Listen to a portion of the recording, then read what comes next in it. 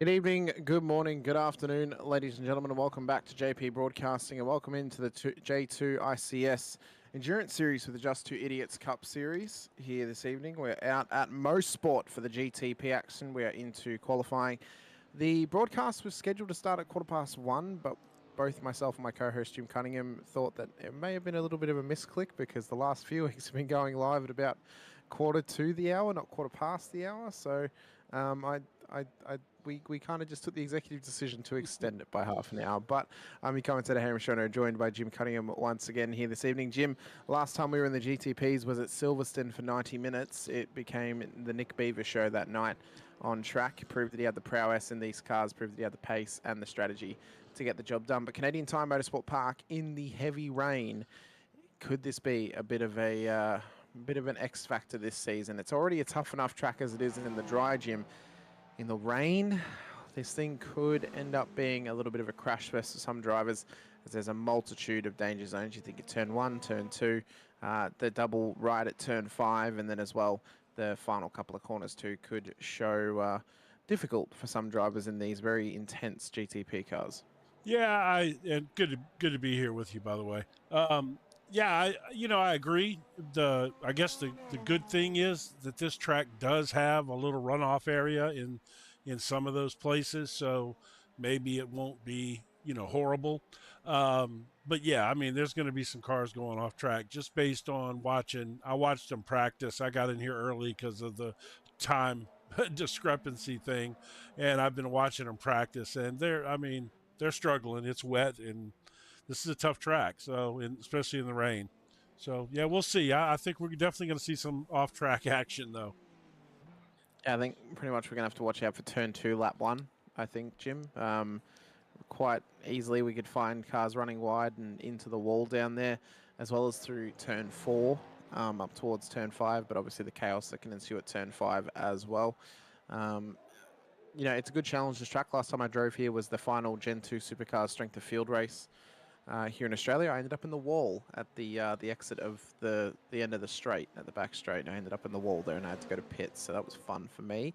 We're in qualifying though at this stage. Currently, Nick Beaver is on the provisional pole with Squilliam and Joe Albanese making up the top 3, Teagish and Nodovan for the top 5, Jason Milwanaki, Bozak, Springflower, Urko, Bikepile at the top 10, Ryan Schwab, Gareth McAllister, Nicolata, Prince Adam, and Captain CK for the 15 cars in qualifying. Prince Adam, Captain CK yet to set times here in qualification.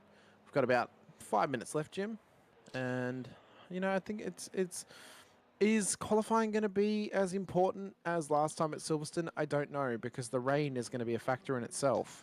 Yeah, I mean, your initial thought would be, oh, yeah, you want to be up front, but I don't know. I think what's going to be important here is a 90-minute race. What's going to be important here is keeping the car on track. I don't think you have to have the absolute best pace today. I think it definitely opens up the field a little bit if, say, someone may not quite be as fast, but they're a really precise driver and they can keep their car on the track. I think in the end that's going to pay off more than being lightning fast. Well, I've just seen on my screen that not only has Squilliam now taken provisional pole position, Nick Beaver's actually had some struggles through turn 2, Jim, here in qualifying. I've just noticed he actually backed it off the circuit down at turn 2. He is going again, but he needs to find some time if he wants to get over Squilliam at the front end of 10. About 2 tenths separate them both. They're the only two drivers in the 115s at the moment in qualifying. A 115.1 for Squilliam, a 115.37 for Nick Beaver. Albanese is then the closest driver to them, but he's on a 116.33. And you can just see there the rear goes. He must have either got a puddle or some grass. Very lucky not to actually hit that wall any harder than what he did. Oh, it snapped around too. He caught the white line. The classic moment of wet racing. It can really bite you. That didn't work out so well. Well, it didn't work out well for Nick Beaver, but at the moment, Squilliam, when we head back to live, is currently the pole sitter for this race. And with only 2 minutes left in qualifying, Jim, they've not got a lot of time to get back out there and get some more laps in, as Beaver had just gotten going again off of the grass. But he would have had dirty tyres after that moment, of course, Jim, and He is back out on circuit though as well once again, but yeah, just still needs to try and get this thing back up towards the pole.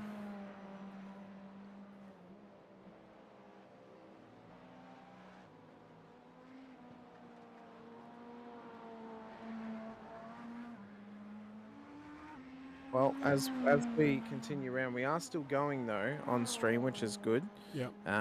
It appeared that Jim may have had a little minor disconnection. I've had that before, Jim. Don't worry, it's all good. I've had that happen to me before on OBS. I've not been lucky enough though to actually keep going. It's normally just kicked me off. But you've been lucky in that sense. Just make sure that we are going to go back to live though, because we're only about a minute away from the checkered flag as well. Yeah, we'll do. I was sorry. I was checking the performance. The rain sure does eat up your CPU usage when you broadcast these things with all the rain details and everything. Yeah, it likes to really work it out as best it can. Yeah, we are.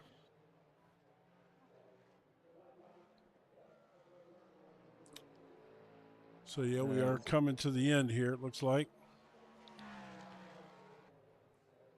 Yeah, just towards the end of qualifying as we sit at the finish line.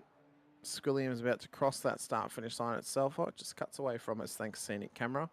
Squilliam betters Right. his time now, 1:13.51. So the times are actually getting faster, Jim, here in qualifying. Beaver's gone 1:13.74 on his attempt. But he's in pit lane, so I don't think anyone's actually going to be able to challenge Squilliam's time at the moment. No. Because even though they've found pace, no one else is really finding the same pace that these guys have. Yeah, they've separated themselves by 2 seconds from everybody else in the field.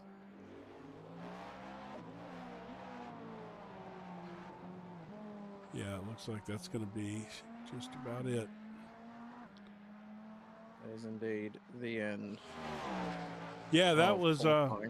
They definitely found a little pace there, which is not surprising. But I think I don't know if the track is necessarily drying up. It doesn't seem to be raining as hard right now. Maybe that's maybe that's happening. Raining. I don't think it's actually raining at all, is it? Oh no, the wipers are on. So maybe just a little drizzle, but I'm not seeing any rain coming from the sky at the moment. Might just be standing spray. It was definitely pounding earlier, so yeah, it doesn't appear to be. That's a steady camera right there. Yeah. I mean, it may be coming. It may be hit or miss. You know. I guess we'll see here soon. But if the track's going to dry out, that's probably going to favor those two up front. I was kind of figuring that maybe if it stayed wet, it might bring in some of the guys that are just slightly off the regular fast pace. Yeah, it's really, it dropped those lap times pretty dramatically. I mean, Nodovan got into the 15s, Nicolator into the 15s as well. Springflower found some time towards the end of the session, but Squilliam and Nick Beaver, they were the ones that really set the pace in qualifying, got down to those 1:13s, or Squilliam, in fact, actually got down to a 1:12 at the end of qualifying, which is an incredible effort from him. Captain CK and Prince Adam did not set times in qualifying. I think it just might be the graphic, Jim, to be honest with you. Yeah, no, I think it is, but yeah, my Discords, I mean, my OBS seems to continue to be in and out. Hopefully that won't be a problem. It looks like this time it did pause on the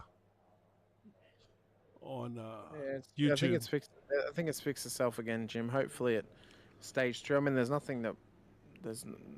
much fault on you on that one. It's more or less a disconnection issue. I mean, when that happens, there's not much we can do about it. You know, it's one of those things. It's life, isn't it? I guess internet likes to play funny buggers sometimes. It does indeed. You know, I know the exact feeling. I've had it happen to me a couple of times. It's disheartening when it does happen, and you're wondering, oh, why has it happened? But it's one of those things. And it's the way of the world. It's the way of the internet. It's the way of live streaming. It's live television at the end of the day, and you can only work with what you got. And we try our best whenever we're in the booth as well. You know, we sometimes struggle with blinking cars and stuff.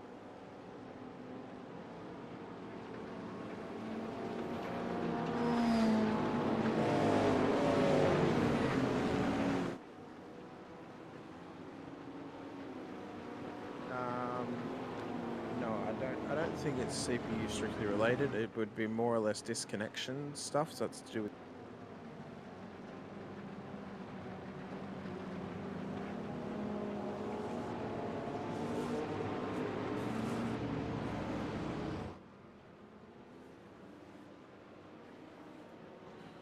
So Squilliam Nicolator, Squilliam and Nick Beaver at the front of the field for this race start here this evening.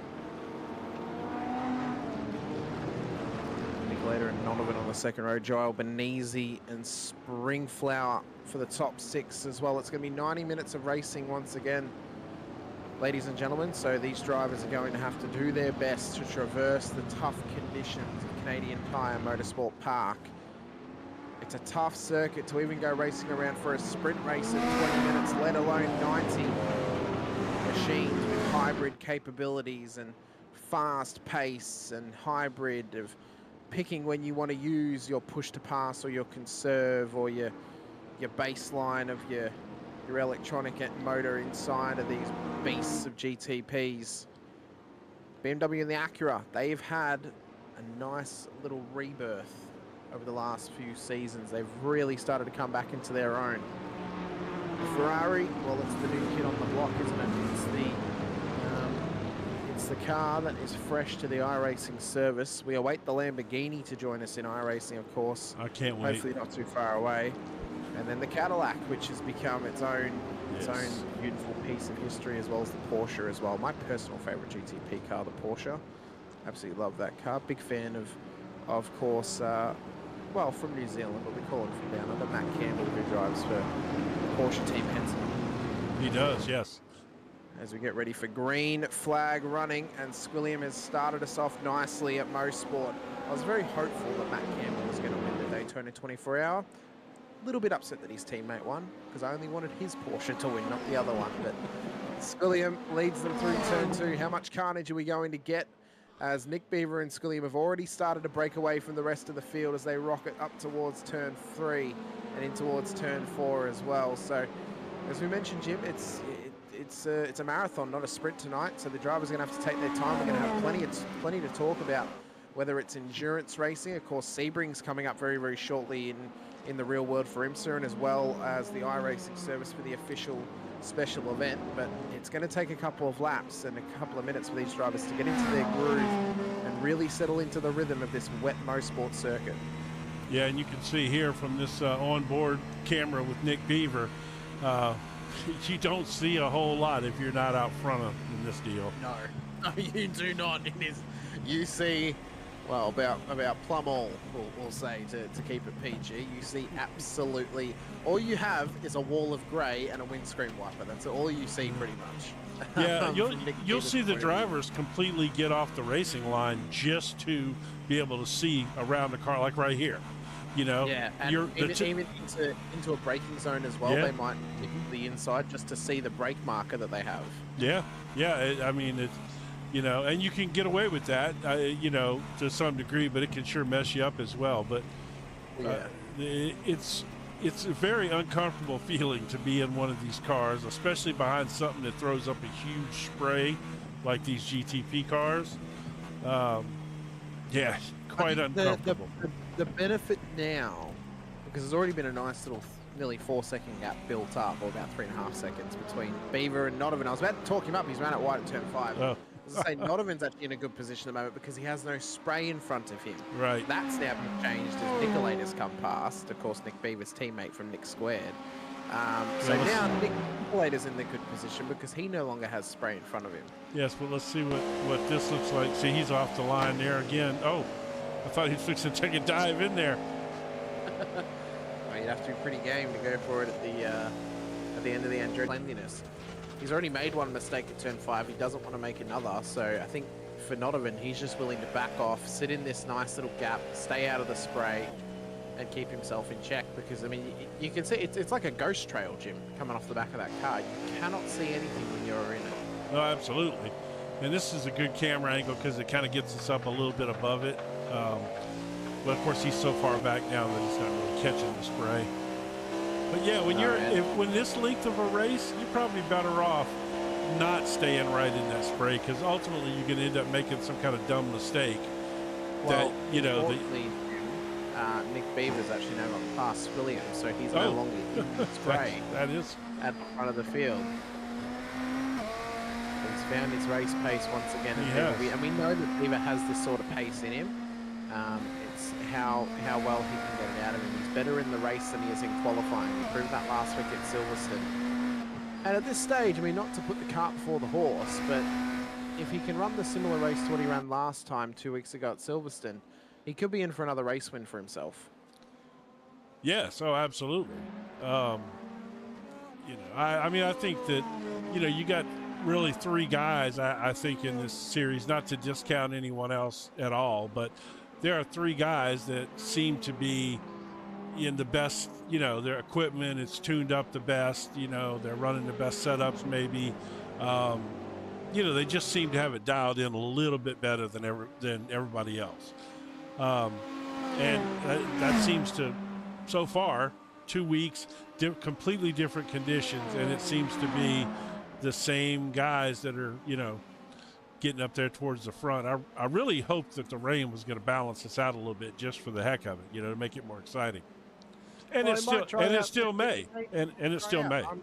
I might just take a chance, actually, because I can, to check the actual session and just see what the timeline is on the rain, because I want to see if we will actually get dry running at some point. It is claiming spotty rain, Jim. Yes. Throughout.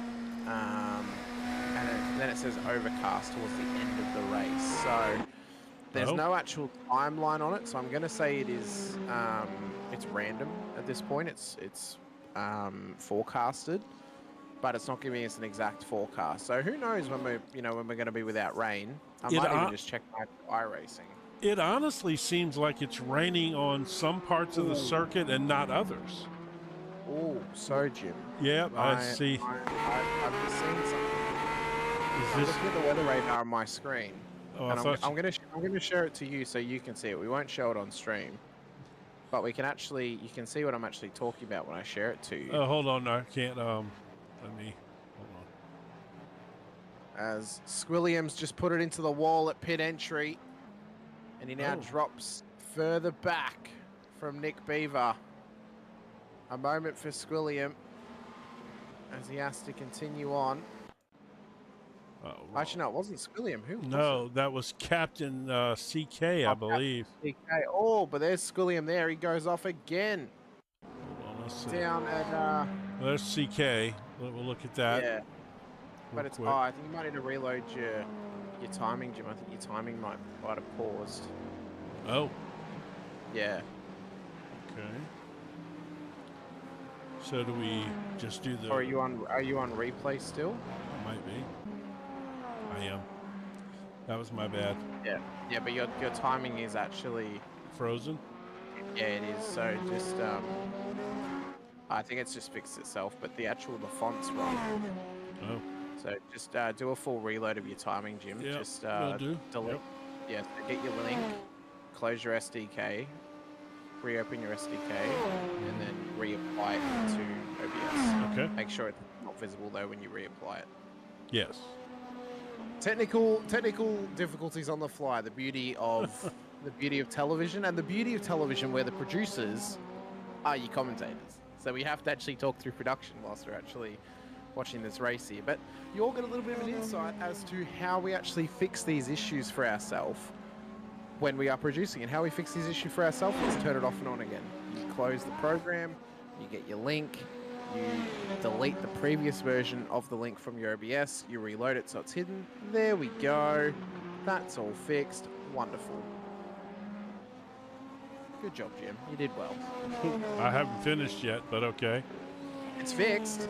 Well, then I'm not going to touch it anymore. I'm going to leave it right where it was at. I was in the process of copying the link, and it's fixed, so I'm going to leave it alone.